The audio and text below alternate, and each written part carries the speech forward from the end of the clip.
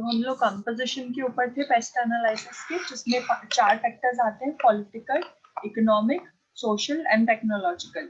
ये चारों factors clear है सबको? ये चारों फैक्टर्स सबको क्लियर है? किसी को डाउट है इसमें? ठीक है जी, नेक्स्ट चलते हैं। इसके बाद जब इसको पेस्टल एनालिसिस बनाया जाता है, जब इसके अंदर 2 वर्ड्स ऐड किए जाते हैं एल और ई, तो उनका क्या मतलब होता है? L stands for legal factors and E stands for environmental factors. Legal factors include discrimination law, consumer law, anti trust law, employment law and health and safety law. इसके अंदर सारी की सारी वो कंडीशंस आती हैं जो कि लॉ ने बनाई है। ठीक है, लॉ ने कहा है कि अगर आप एक फैक्ट्री चला रहे हैं तो उसके अंदर सारे के सारे एम्प्लॉयज की सेफ्टी का ध्यान रखना आपकी रिस्पॉन्सिबिलिटी है।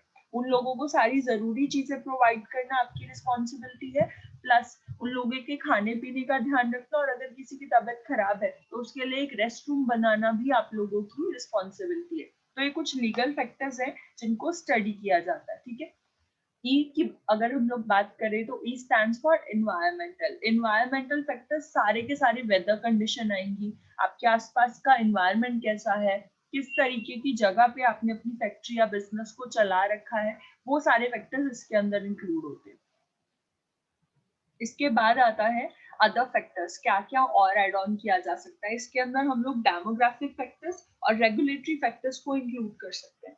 Demographic factors include gender, age, knowledge of language and disability, mobility, home ownership, और ये सारी बेसिक चीजें आती हैं। ठीक है, डेमोग्राफिक फैक्टर्स में आप लोगों का एज आएगी, जेंडर यानी कितने मेल है कितने फीमेल है, वो सब चीजें आएंगी।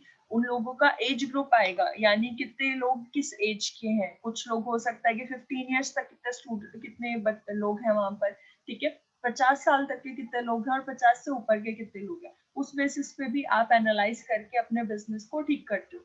वहाँ का कल्चर और ट्रेडिशन क्या है, वहाँ के लिविंग स्टैंडर्ड्स क्या है, वहाँ की इनकम लेवल क्या है, यानी कितने पर पर्सन कितना कमा पा रहे हैं उस एक एरिया में, वो सब चीजों को भी स्टडी किया जाता है। Then we have regulatory factors which includes act of parliament और इंटरनेशनल नेशनल स्टैंडर्ड। इसके अंदर वो सब चीज आएंगी जो आपकी पार्लियामेंट ने डिसाइड किया है कि एक जगह पे होना चाहिए।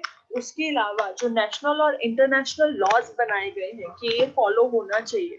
ठीक है, कुछ स्टैंडर्ड सेट किए गए हैं नेशनल और इंटरनेशनल लेवल पे, वो सब चीजें भी इंक्लूड की जाती है।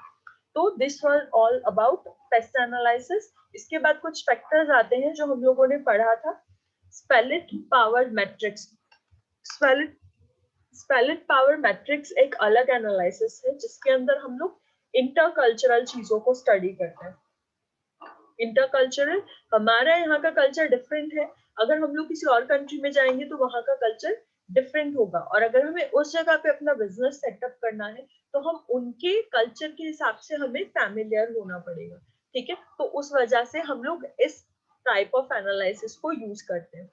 उसके अलावा अलग चीजें आती हैं जैसे कि educational factor, religious factors, security environment कैसा है वहाँ का, ये सब चीजों को भी स्टडी किया जाता है। ठीक है, अब एप्लीकेबिलिटी कहाँ है, हमने सारे एनालिसिस पढ़े, इन सबको एप्लीकेबल कहाँ किया जा सकता है। The model factor will vary in importance to give a company based on its industry and goods it produced. इस बेसिस पे हम लोग चूज करते हैं हम लोगों को कौन सा एनालिसिस अपनी कंपनी में लगाना है, हम उस बेसिस पे चूज करेंगे हमारा बिजनेस कौन सा है और हम किस तरीके के प्रोडक्ट में डील कर रहे हैं। ठीक है, for example consumer and business to business company tends to more effective by social factors।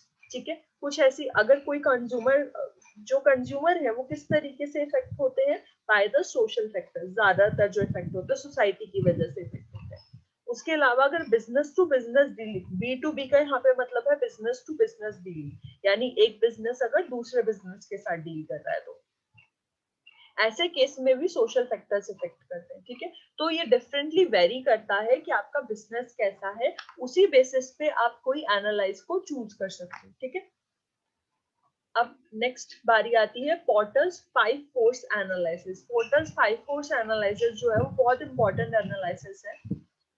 इसके अंदर क्या होता है, ये डायग्राम को एक बार ध्यान से देखो, यहाँ पे लिखा है थ्रेट टू न्यू एंट्रेंट्स। ठीक है, अगर कोई नई एंट्री हो रही है, आपके बिजनेस में पहले से इतने सारे कॉम्पिटिटर्स है और एक नया बंदा नया same type of business start कर रहा है, तो ऑब्वियसली वो आपके लिए क्या होगा, थ्रेट होगा, क्योंकि वो आपके बिजनेस के प्रॉफिट को इफेक्ट करेगा। अगर उसका प्रोडक्ट लोगों को ज्यादा पसंद आया तो लोग आपका प्रोडक्ट नहीं खरीदेंगे, तो इस चीज का खतरा होता है। देन उसके बाद है इंडस्ट्री राइवलरी। पहले से जो लोग एग्जिस्ट कर रहे हैं, जो पहले से सेम बिजनेस में 10-15 साल से डील कर रहे हैं, वो लोग भी हमारे लिए खतरा है। Then threat of substitute. Substitute जैसे मैंने बताया था कि वो लोग जो सेम प्रोडक्ट में तो डील नहीं कर रहे हैं, बट उनका प्रोडक्ट फिर भी हमारे प्रोडक्ट को इफेक्ट कर सकता है। फॉर एग्जाम्पल, हमारी टी मैन्युफैक्चरिंग कंपनी है, तो अगर कोई कॉफी मैन्युफैक्चरिंग कंपनी होगी, वो भी हमें टक्कर देगी, क्योंकि टी जो है वो कॉफी का सब्स्टिट्यूट है, और ये एक दूसरे का सब्स्टिट्यूट होने की वजह से एक दूसरे के कॉम्पिटिटर्स रहते हैं। ठीक है, उसके अलावा कौन से फैक्टर्स इफेक्ट करते हैं, the bargaining power of supplier. Supplier कितने अच्छे से बार्गेन कर रहा है हमारे साथ, और bargaining power of buyer, buyer कितने अच्छे से बार्गेन कर रहा है। पोर्टर्स 5 फोर्स फ्रेमवर्क जो है is a method for analysing competition of a business. एक जगह पे कंपटीशन को स्टडी करने के लिए पोर्टर्स 5 फोर्स जो है फ्रेमवर्क यूज किया जाता है। ठीक है, इसमें ऊपर ये जो 5 फैक्टर्स दिए थे, यही 5 फैक्टर्स को स्टडी किया जाता है, ये जो 5 डायग्राम में फैक्टर्स है। अब इसके बाद फर्स्ट हम लोग 5 के 5 फैक्टर्स को स्टडी करेंगे। पहला है threat of new entries. New entries का जैसे हम लोगों ने स्टडी किया कि अगर कोई न्यू एंट्री हो रही है सेम टाइप ऑफ बिजनेस में, उसका प्रोडक्ट अच्छा होगा तो हम लोगों के लिए खतरा है वो। ठीक है, Michael E. Porter differentiated two factors which can have effect on how much of threat new entrants can pose. उन्होंने क्या किया, उन्होंने डिफरेंट फैक्टर्स को स्टडी किया। पहला, बैरियर ऑफ एंट्री को। अगर आपकी इंडस्ट्री के अंदर एंट्री पे बैरियर होगा, बहुत सारे रूल्स एंड रेगुलेशंस होंगे, तो बहुत कम लोग एंटर करेंगे, तो उस बेसिस पे आपके यहाँ पे न्यू एंट्री का जो थ्रेट है वो कम होगा। बट अगर बैरियर्स नहीं होंगे तो उस वजह से हमारा जो एंट्री का खतरा है जो बढ़ जाता है। Then threat of substitute. Substitute जैसे हम लोगों ने स्टडी कर लिया कि अगर हम बात करें, कोका कोला और पेप्सी एक दूसरे के सब्स्टिट्यूट है ना, सेम प्रोडक्ट नहीं है बट एक दूसरे के सब्स्टिट्यूट है। अगर हम माजा और फेंटा की बात करें, वो भी एक दूसरे के सब्स्टिट्यूट हैं। ठीक है, दोनों अपनी अपनी जगह पे बहुत अच्छे हैं बट एक दूसरे के कॉम्पिटिटर्स। ठीक है, then bargaining power of customer. आपका जो कस्टमर है वो अगर ज्यादा अच्छे से बार्गेन कर रहा है, आपको मजबूर कर रहा है कि आप अपना जो प्राइस है वो लो कीजिए, तो ऑब्वियसली वो आपके लिए अच्छा नहीं है। आप जितना ज्यादा अपने प्रोडक्ट का अमाउंट कम करोगे, आपका प्रॉफिट उतना कम होएगा। ठीक है, then we have bargaining power of supplier. Supplier जो है उसकी भी बार्गेनिंग पावर आपको इफेक्ट करती है। सप्लायर की बार्गेनिंग पावर कैसे इफेक्ट करेगी, कोई बताएगा?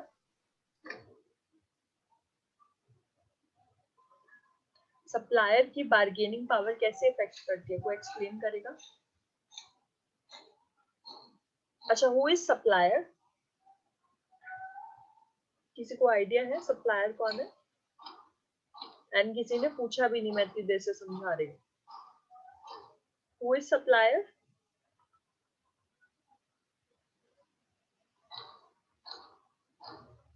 हाँ जी बेटा जी, सप्लायर कौन होता है?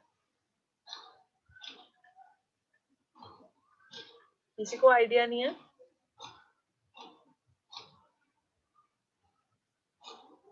कोई नहीं बोलेगा। चलो, सप्लायर वो होता है जो आपको रॉ मटेरियल प्रोवाइड करे। ठीक है, आपको लेबर और बाकी सर्विसेज प्रोवाइड कर रहा है, वो सप्लायर होता है। और अगर आपको रॉ मटेरियल प्रोवाइड करने वाले की बार्गेनिंग पावर अच्छी है, वो आपको ज्यादा रेट पे रॉ मटेरियल बेच रहा है, तो ऑब्वियसली वो आपके लिए अच्छा नहीं है, क्योंकि उस बेसिस पे आपका जो प्रोडक्ट है उसकी कॉस्ट बढ़ जाएगी। रॉ मटेरियल महंगा मिलेगा तो आपके प्रोडक्ट की जो कॉस्ट है वो भी इंक्रीज होगी, और उसके इंक्रीज होने से आपका प्रॉफिट भी आपको क्या करना पड़ेगा, इंक्रीज करना पड़ेगा, और उस वजह से overall cost of a product will increase, और उस वजह से फिर कस्टमर हमारा प्रोडक्ट खरीदना पसंद नहीं करेगा। ठीक है, then we have competitors rivalry. जो पहले से लोग वहां पे कंपटीशन में है, उनका तो ऑब्वियसली इफेक्ट रहता ही रहता है, ठीक है। अब कौन कौन से फैक्टर्स हैं वो हमें इफेक्ट करते हैं? द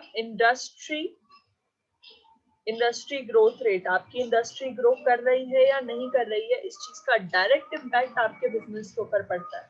अगर इंडस्ट्री ग्रो कर रही है तो ऑब्वियसली आपका बिजनेस भी ग्रो करेगा, बट अगर आपकी जो इंडस्ट्री है वो ग्रो नहीं कर रही है तो आपका जो बिजनेस है वो भी स्टेबल नहीं रहेगा, उसमें भी बहुत डाउनफॉल्स आएंगे, ठीक है। और जो इंडस्ट्री ग्रोथ है और बिजनेस ग्रोथ है ये दोनों एक दूसरे के डायरेक्टली प्रोपोर्शनल है, ठीक है। देन फिर उसके बाद आता है टेक्नोलॉजी एंड इनोवेशन। अगर आप न्यू टेक्नोलॉजी लेकर आ रहे हो, न्यू इनोवेशन अपने प्रोडक्ट के साथ में कर रहे हैं, तो उस वजह से आपका बिजनेस ग्रो करेगा, ठीक है।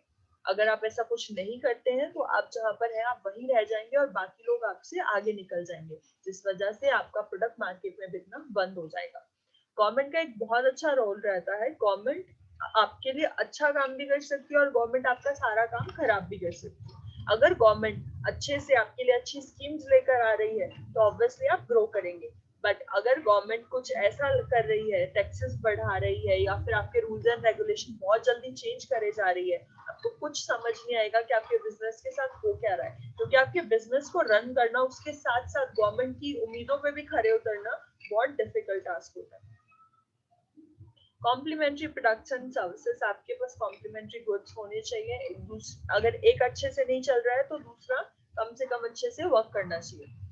अब इसके बाद जो main topic we have that is environmental scanning. हमने पहले पढ़ा था कि जो पेस्टल एनालिसिस है वो एनवायरमेंटल स्कैनिंग के लिए होता है। What is environmental scanning?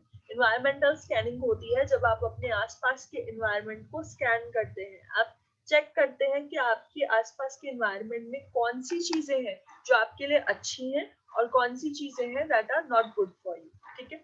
यहाँ पर एक डेफिनेशन लिखी हुई है, environmental scanning consist of identifying and analysing the environmental influences individually and collectively to determine their potential effect on an organization. Environmental scanning सारे फैक्टर्स को चेक करता है जो डायरेक्टली या इनडायरेक्टली आपके बिजनेस को इफेक्ट कर सकते हैं, जिसके अंदर social factors, economic factor, legal factor, technological factor और इंटरनेशनल फैक्टर, ये सारे के सारे फैक्टर्स आते हैं।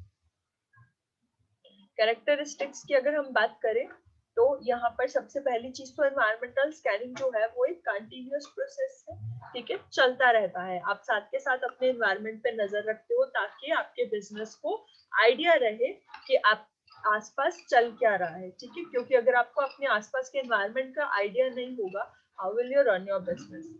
Second is exploratory process. Scanning एक एक्सप्लोरेटरी प्रोसेस होती है जो मॉनिटर करती रहती है आपके एनवायरमेंट को और पॉसिबिलिटीज चेक करती है कि आपके लिए अच्छा क्या रहेगा और क्या अच्छा नहीं रहेगा। Then third is dynamic process. एक बहुत लॉन्ग लास्टिंग प्रोसेस है, बहुत दूर का सोच के चलती है और आपको काफी अच्छा विजन देती है। Then holistic view. Environmental scanning जो है वो आपको एक कंप्लीट ओवरव्यू दे देता है कि मार्केट में चल क्या रहा है और आपको उस बेसिस पे क्या करना चाहिए, ठीक है। कंपोनेंट्स की अगर बात करें तो एनवायरमेंटल स्कैनिंग में दो टाइप ऑफ कंपोनेंट्स आते हैं, इंटरनल एनवायरमेंटल कंपोनेंट्स और एक्सटर्नल कंपोनेंट्स। इंटरनल कंपोनेंट्स जैसे कि हमने बात किया था पहले भी, इंटरनल कंपोनेंट्स डायरेक्टली वो होते हैं जो आपके इंटरनल एनवायरमेंट पे इफेक्ट करते हैं, ठीक है। आपके ऑर्गेनाइजेशन के बीच के जो फैक्टर्स हैं, आपकी सेल्स डिपार्टमेंट है, प्रोडक्शन डिपार्टमेंट है, आपका लेबर है, ये सब चीजें जो फैक्टर्स आपके ऑर्गेनाइजेशन के अंदर है वो सब इंटरनल एनवायरमेंट में आएंगे। एक्सटर्नल एनवायरमेंट में वो सब चीजें आएंगी जो आउट ऑफ योर बिजनेस है, आपके बिजनेस के बाहर वाली साइड से आपको इफेक्ट करती है, चाहे वो मार्केट है, चाहे कॉम्पिटिटर है, चाहे कस्टमर है, चाहे कोई भी है, जो भी आपके ऑर्गेनाइजेशन को बाहर से इफेक्ट करता हो, वो सब एक्सटर्नल कंपोनेंट्स होते हैं। टेक्निक्स की अगर हम बात करें कि एनवायरमेंटल स्कैनिंग के लिए कौन कौन सी एनालिसिस यूज की जाती है, पहली है स्वॉट। स्वॉट हमने पढ़ा था जिसके अंदर strength, weakness, opportunity and threat, ये चार चीजें आती हैं और ये चारों को हम लोग इसमें एनालाइज करते हैं। दूसरी टेक्निक जो यूज की जाती है that is paste analysis. Paste analysis हमने आज ही पढ़ा है, which stands for political, economic, social and technological environment. ETOP, ETOP जो होता है वो SWOT का ही एक एडवांस पार्ट है, जिसमें इन्वायरमेंटल थ्रेट अपॉर्चुनिटी प्रोफाइल बोलते हैं जिसको। इसके अंदर हम इन्वायरमेंट के थ्रेट और अपॉर्चुनिटीज को चेक करते हैं। Fourth technique is QUIST analysis. QUIST stands for Quick Environmental Scanning Technique, जो आपको जल्दी से आपके environment के बारे में बता दे। Next is Process of Environmental Analysis. आपका प्रोसेस क्या रहता है environment को स्कैन करने का? पहला आप स्कैनिंग करते हो, यानी आप सिर्फ मेन फैक्टर्स को चेक करते हैं, फिर मॉनिटर करते हो, आप उनके ऊपर नजर रखते हैं, उनको प्रॉपरली एनालाइज करते हैं कि चल क्या रहा है मार्केट के अंदर। थर्ड इज फोरकास्ट, उस बेसिस पे आप अपने आने वाले फ्यूचर को फोरकास्ट करते हो और अपने अलग बाकी की फोर्थ स्टेप में असेसमेंट करते हैं। देन आप चेक करते हैं कि आने वाले फ्यूचर में अगर ऐसा होगा तो हम क्या कर सकते हैं। Then we have importance of environmental scanning.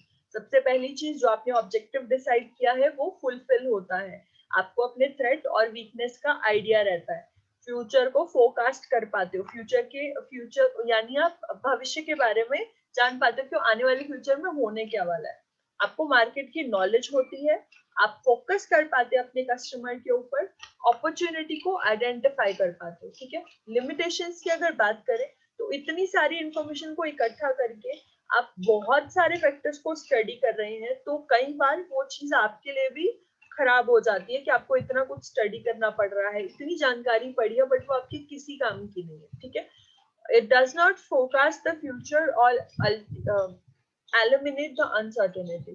Future जो है वो अनसर्टन होता है, हम लोग थोड़ा बहुत आइडिया लगा सकते हैं फ्यूचर का, बट एग्जैक्ट भविष्य किसी को नहीं पता होता। ठीक है, क्या पता कुछ और हो जाए, जो हमने सोचा है वो हो ही ना, तो ये सब चीजें उसकी लिमिटेशन है।